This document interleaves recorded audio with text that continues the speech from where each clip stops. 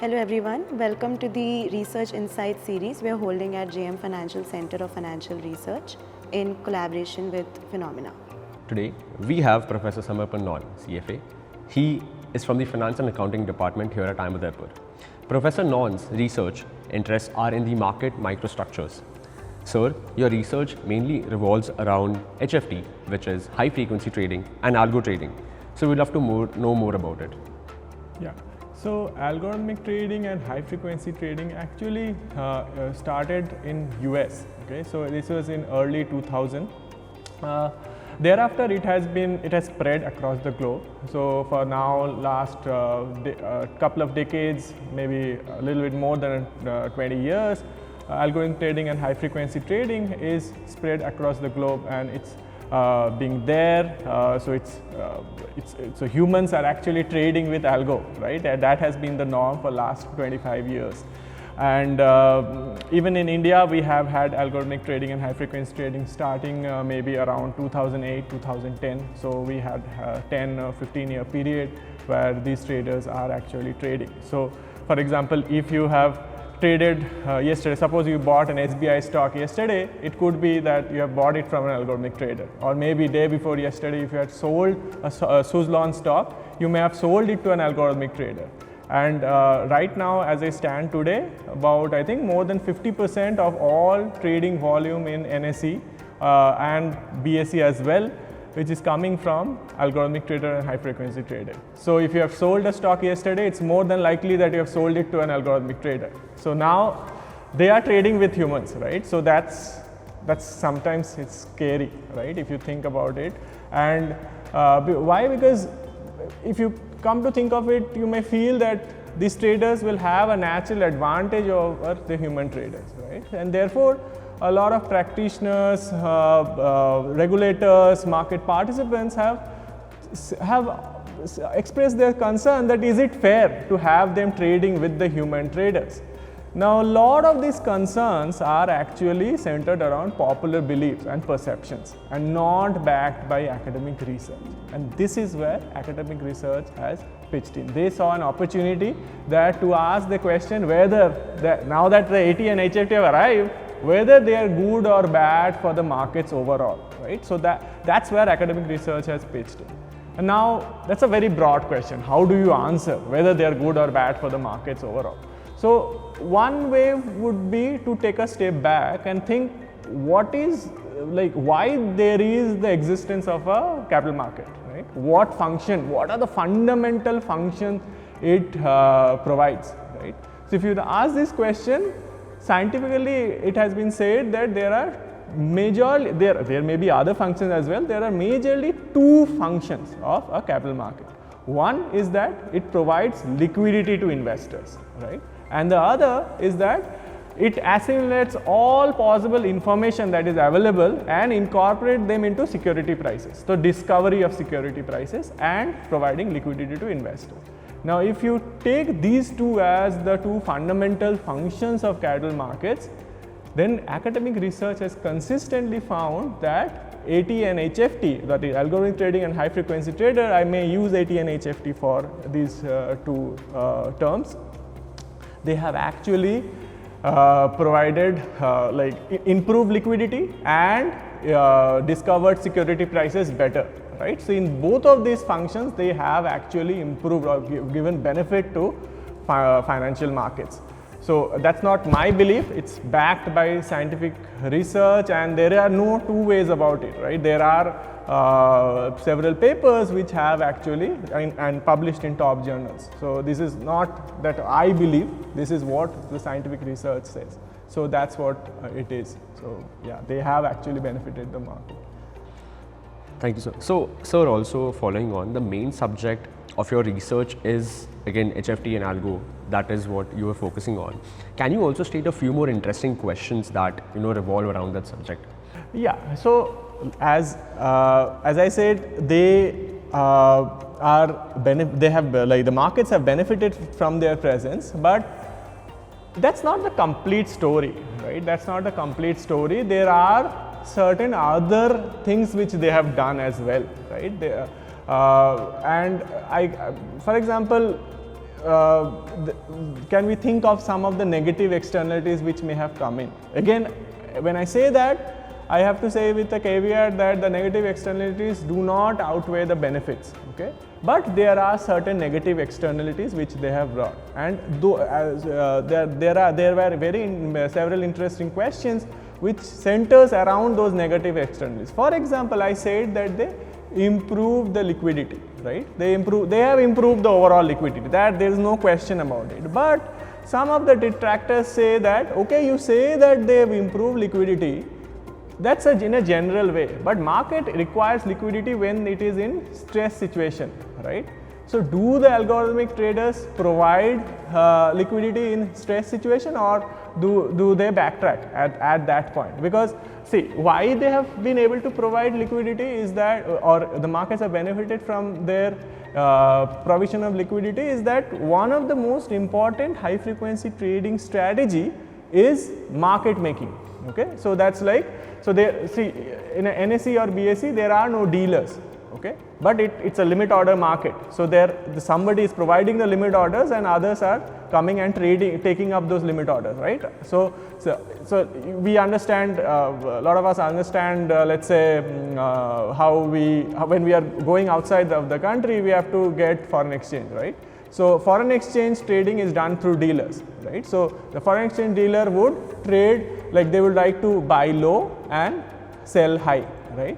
It's the same way any dealer would like to do that, and a high frequency market maker who doesn't have the tag of a dealer but deep down is doing a market making, right? Or a pseudo is working like a pseudo dealer. So he's trying to buy low and sell high without accumulating too much inventory at any point of time, and therefore they are able to provide this extra liquidity, and that's how the market is benefiting from the extra liquidity.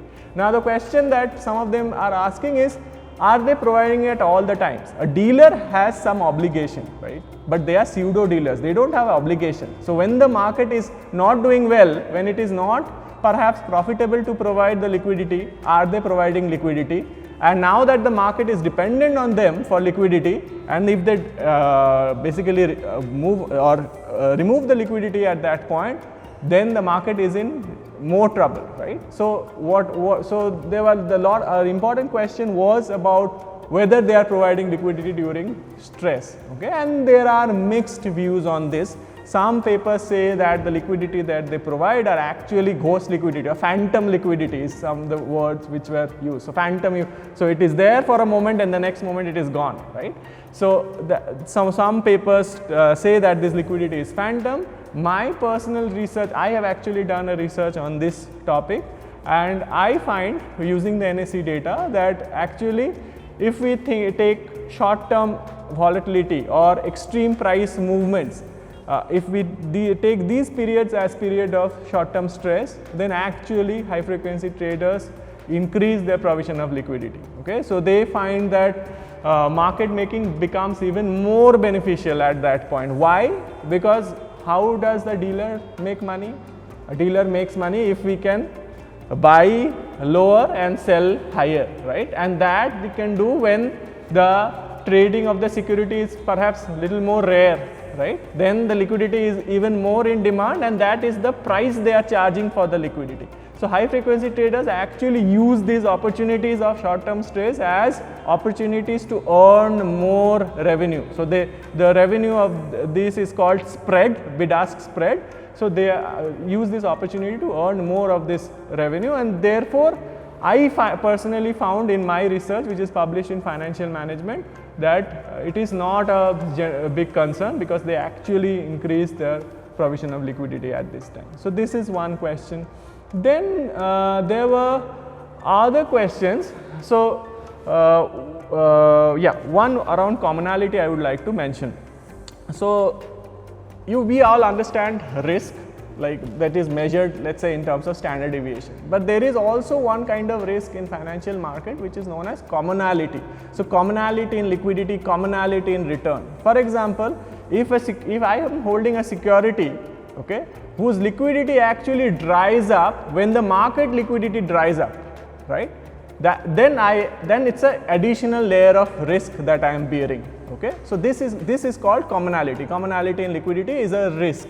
Okay, now the way these high frequency traders and algorithmic traders are trading, so the nature of their trading is such that while every trader may have different strategies at their disposal, academic research has found that these various strategies could be actually bucketed into 2 or 3 main strategies. Okay, so in effect what happens, a lot of these traders are trading on correlated strategies. Okay, so they are looking at same kind of signals and reacting to them, so their reactions are also similar. Okay, so what that does is essentially it increases the commonality in liquidity as well as commonality in return. So that is one of the well documented negative externality of algorithmic and high frequency trading. So as I said, there are negatives, but it doesn't outweigh the overall positive that they bring, but there are certainly negatives. I'd like to mention another one which is around front running and back running. Okay, so institutional traders, you know, they conduct fundamental analysis, right? They conduct fundamental analysis. They spend a lot of resources in conducting fundamental analysis. Now, when they have conducted the fundamental analysis, they have gathered some private information, and now they would like to trade on that private information, right? And typically their order sizes are large, right? So they need time to trade on that information. It has been found that these high frequency and algorithmic traders actually look at the information of these trades, and they are able to front run or back run these institutional traders, right? So they are outrunning the institutional traders, right? And they are basically taking up a piece of the profit of the institutional traders, right? So now if I am an institutional trader, I do all the hard work of conducting the fundamental analysis, and now when I am looking to basically get the rents out of it, I am trying to get the profits out of it, and the high frequency trader is coming and taking away my profit, a part of my profit. So that what does that do to me? I get incentivized to basically conduct fundamental analysis. And so if institutional investors are disincentivized to conduct fundamental analysis, then it will harm the financial markets. More information will not come into the market. So in this indirect way also, there is some sort of negative externality which algorithmic and high frequency traders are bringing into the market. So these are some of the interesting questions which you can think about. In my research, I have generally found positive influence of algorithmic and high frequency traders. One is that I find that they provide liquidity during short-term stress. I find their price discovery share is higher than that of the non-algorithmic traders. I also find they don't do typically manipulate markets, which again is some of the allegations. So I generally find a positive view of the algorithmic and high frequency trader. I'll take this opportunity to just briefly mention about the fantastic data which NSE provides. So all of these research which I have done is through the NSE data, which is the order and trade level data, which is available from NSE at a reasonable cost. So this data includes all trades and all orders for all the stocks which is trading in the NSE. And the wonderful part of this data is you have flags. So that flags enable you to understand whether that trade on the order has come from an algorithmic trader or a high frequency trader or institutions or retail traders. So that is a big advantage which you don't get from using developed markets data. So I think I wanted to use this opportunity because a lot of us in the research field don't know about this data, so people can ask NSE for that. It's available at a reasonable cost. So one more question. So you also mentioned the positive influence of HFT and algo trading, but is this the complete picture? Is there something more to it? Yeah, so as I said, I talked about some of the interesting questions around AT-HFT. I talked about some of the positives, some of the negatives. As I said, the phantom liquidity, the commonality I talked about, I think the back running and front running. So I think these are the negative influences. Something more we can add is that some papers have found that they also, because of the way they are trading, so this automated trading strategy, algorithmic trading, the way they operate, they submit an order, they quickly update it, they cancel it. So there are a lot of messages coming in, right? So the way they operate actually increases the short-term volatility as well. Okay, so that is also one of the negative externality. So there are 3-4 positives or 3-4 negative externalities, but as I said, I keep on saying that it doesn't outweigh the benefits. The overall the markets have benefited. Why? Because the fundamentals have improved. Okay, the fundamental functions of the market has improved. Thank you, sir. So one question that I have is, do you think like the Indian trading population is mostly made up of retail investors? So how does that affect your research? Yeah, so that's an interesting point. Actually, retail, I said 50%, more than 50% of the trading population today is algorithmic trading. But if we actually go back, we don't have to go back a lot. Like if we go back just 5 years, I think retail was more than 50%, right? So retail has been the dominant trading population. Now this is very different from what you have in the US. In US market, a lot of individuals are actually exposed to equity market, but they are doing it through mutual fund, right? They are not directly trading, like coming and trading in the securities market. If I ask in any MBA class, if I ask that how many of you are trading, like out of the 70-80 odd students, you will get at least 10-15, like they are not even earning but they are trading, right? So in India, you see a lot of people directly trading in the equities market. So that's why I said that more than 50%, if you just look 5 years ago, you will have more than 50% of all the trading coming from retail traders. Now then, if they are a dominant population, right, or at least a very significant population even now, like about 40% would still come from retail, then the next question is, the most important question is, how are they performing, right? With the algorithmic traders, high frequency traders, institutional traders there, how are the retail performing overall? So we did one paper and that was published in Financial Analyst Journal, the Journal of CFA Institute. In that paper, actually, we find that over a large period, not 1 month or 1 year, over a 5-year period, retail traders actually underperform all the other trading group in whatever way you look at performance. Okay, in all ways you look at the performance, you will find that they are the worst trading population, right? They perform worst. So while people are trading in the market, they are not, like in general, they are not making money. Okay, that's what you can say. So this was what we found, but there is an interesting anecdote to this result. Okay, so this was a paper was done and dusted, but then in another work we wanted to concentrate on the unscheduled corporate announcements. Okay. Now, what are unscheduled corporate announcements? Unscheduled corporate announcements are, let's say, acquisition, divestiture, buybacks, equity offering. When these are announced for the first time, so that is an unscheduled event. Why this is an unscheduled event? In contrast to, let's say, an earnings announcement. Those are scheduled events. Why? If I have to announce earnings or corporate earnings on 15th of April, I'll have to announce that to the market, let's say by 1st of April, that I am going to announce my earnings information on 15th of April.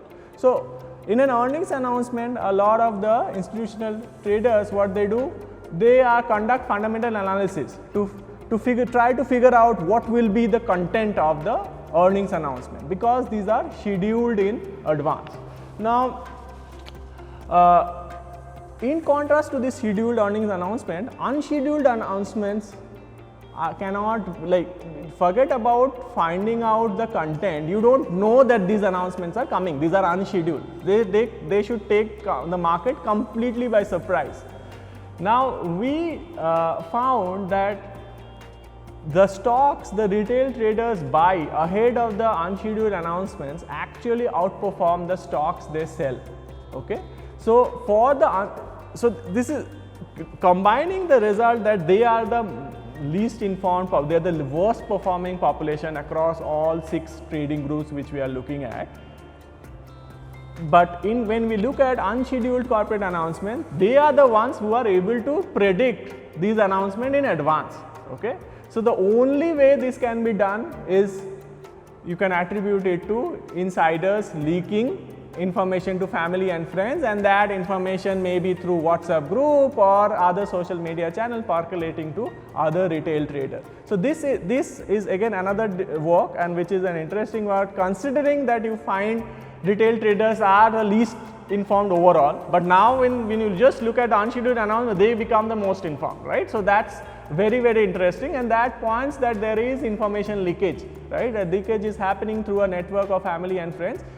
Does it mean the institutions or high frequency trader or algorithmic trader don't get that information? They may get, okay? They may also get, but their trading mandate does not allow. There are reputational constraints, there are feasibility constraints, right? Algorithmic traders and high frequency traders trade on structures, right? They are able to trade on things which can be coded, right? You can't code rumor, right? Similarly, reputational constraints, institutional traders will have reputational constraints, right? If it is found out they traded on some rumor and it turned out to be something negative, right, then there will be a lot of loss in terms of reputation that will outweigh the profits which you are going to make from this simple trade, right? So these constraints does not allow the other traders to trade on this rumor, whereas the retail traders, they don't have any constraints, right? They have the flexibility. So in that way, perhaps it explains that retail traders are able to get benefit out of these leaks, whereas the others are not. So this is a paper which is still not published. This paper is under review, but this is I think very interesting story. So you recently published, and that paper is mentioned in IIMU websites and social media handles, and it talks about hidden orders. So if you can talk a bit more about your paper and what is it about, yeah. Okay, yeah. So this one you're talking about the JFQA paper, which is on the hidden orders, yeah. So that was recently published, and I'm quite happy about it. So, but the topic of this paper is on hidden orders, right? See, a lot of us may be trading, but even then we don't quite know what is a hidden order. So almost every exchange across the globe, including NSE, allows you to hide your order. Hide in the sense, it doesn't allow you to completely hide, but it allows you to hide up to 90% of your order size. Suppose you are now why would you need to hide? Suppose you are an institutional trader, right? And you need to, typically institutional traders need to trade large quantities, right? Now you want to place an order of, let's say 20,000 shares, right? Now if you put that order in one go, that's a lot of information. The market would take advantage of that, right? It's lying there in the limit order book, it's visible to everyone. So market will take advantage of your order size, and you will probably get some not so good execution, right?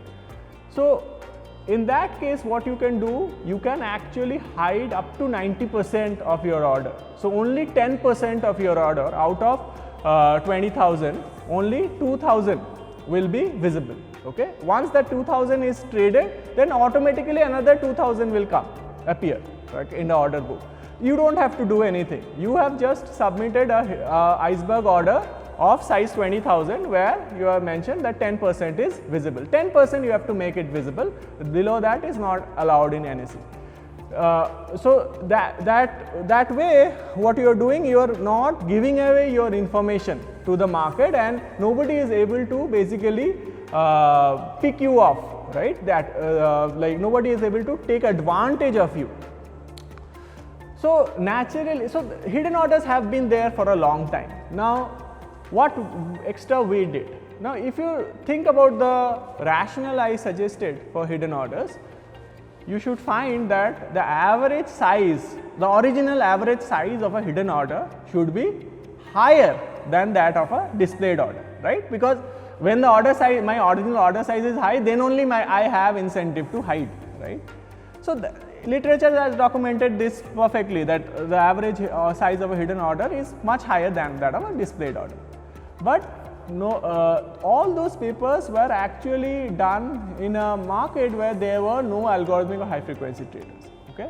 Now, why this paper actually got published in a top tier journal was because one is that we were looking at this problem in a market where there is presence of algorithmic trader and high frequency trader for the first time. So we are basically looking at the problem of hidden orders or the incentives of hidden order in a market which has algorithmic high frequency trader. And there we find, specifically for the algorithmic and high frequency traders, we get a very surprising finding that their size of displayed orders are actually higher than that of their hidden orders. Okay, so their hidden orders are of smaller size. Then naturally this is a very interesting phenomena, but you have to ask why they are doing that, right? What is the rationale for their hiding? So their rationale for hiding cannot be that same of the institutional traders, right? So we, after doing several iterations, we could figure out that again we went back to the HFT market making logic and so what we found was that when market making becomes profitable, it is natural for you to disincentivize the others from providing liquidity. So if you are providing liquidity at that point, you provide at a small size and hide it so that it appears very tiny. Okay? If you provide large size orders at that point, then it becomes an advertisement for others to join the bandwagon. You don't want to do that, right? So HFT, to limit the competition in liquidity provision, HFT are using the hidden orders to basically restrict others from joining the bandwagon, so that when the market making is profitable, they can take all the spread and not others, right? So that was the reason.